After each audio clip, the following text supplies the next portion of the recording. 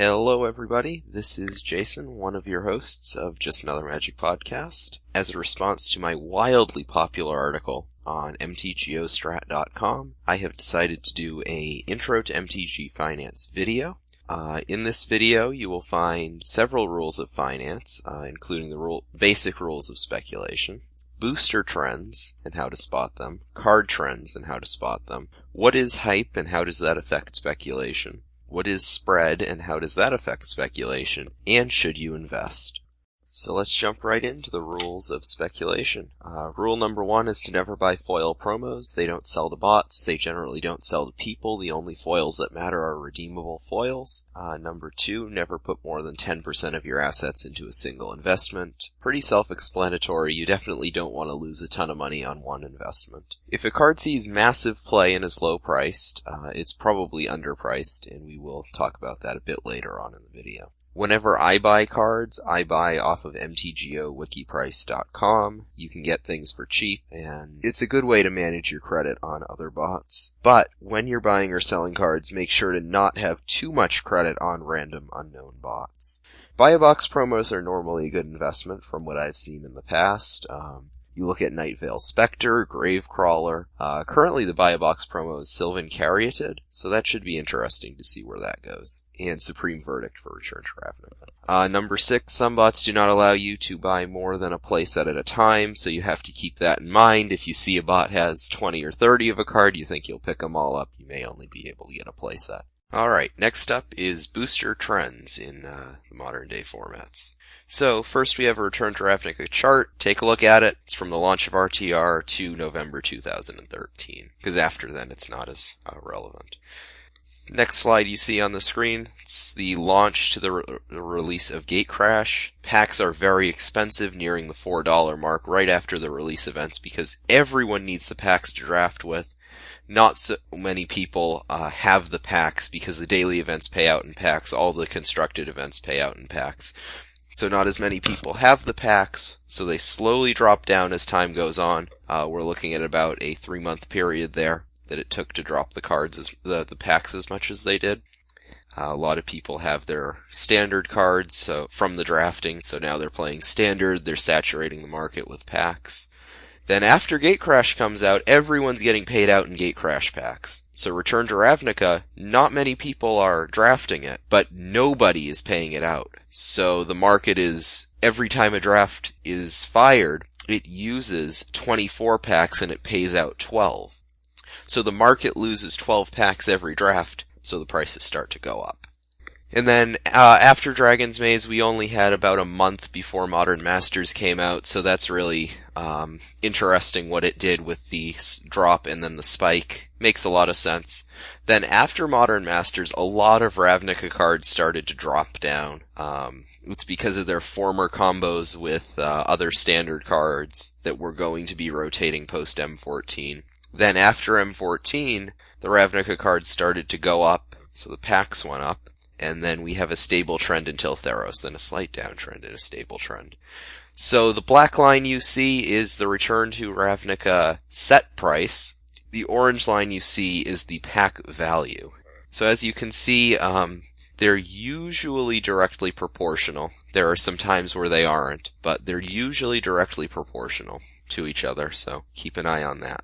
Alright, so next let's take a look at card trends and hype. So we have 2 cards. We have Master of Waves from when it came out to November of 2013. And then we have Spellskite from November of 2013 to April 2014. Which of these cards is hype?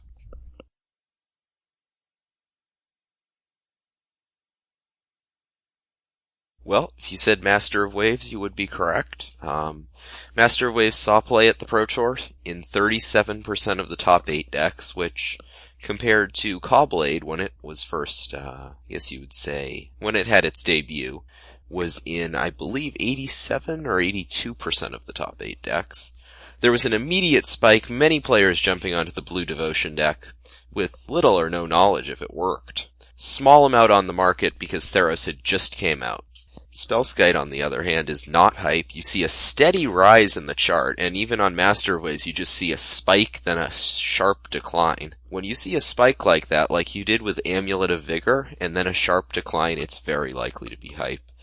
But if you see a spike because of a Pro Tour or Grand Prix, it is likely hype as well. So Spellskite was always one of the most played sideboard cards in Modern. It's a small set rare, and it was drafted for less than 3 months. So you were seeing 1 pack of New Phyrexia for 3 months instead of Return to Ravnica, where you had 4 packs of Return to Ravnica, 3 being for triple RTR and 1 being from DGR for the time period. It shuts down Twin, Tron, and Boggles, and it helps against many other major decks, including, I believe, Burn to an extent, but still, very good card. Alright, so, how to spot hype. How can you tell if something is hype? As I was saying, the card is seeing little or no play before the event.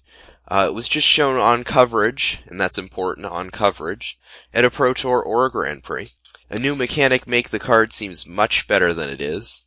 Travis Wu wrote an article about it, being used in an unplayable deck. The card has an interesting interaction, but you do not believe it to be tournament viable. And that's a very big thing, because some cards might well be tournament viable that you don't know about. But if you don't think it's tournament viable, don't buy into it. That is my theory on it. And next we are going to talk a bit about spread. Now this is a financial term that I know a lot of you won't know, and it's the difference between the bid and ask price of a security or asset. In this case, it's the difference between the buy and the sell price of a card or a booster pack. So on this chart here, with black lines indicate spread. Usually when those black lines are smaller, the card has more upside because the bots are buying it for closer to what they're selling it for. And you can even make some money sometimes when the spread is negative and you're just making money straight off of that. So keep an eye on the spread. It's always an indicator I look at. And finally, should you invest? This is not a decision that I can make for anyone. But positives and the negatives, positives. It's a way to make a lot of money really quickly. Very simple to do. There are not too many speculators out there at the moment. There will be soon. Not necessarily due to this video, obviously, but I'm sure a lot of people will be jumping into the market. On the other hand, it is time consuming, it's risky, and the market will saturate with speculators. So, things to consider. And finally, again, I am Jason, host of Just Another Magic podcast on the MTG Cast Network and on MTGOstrat.com.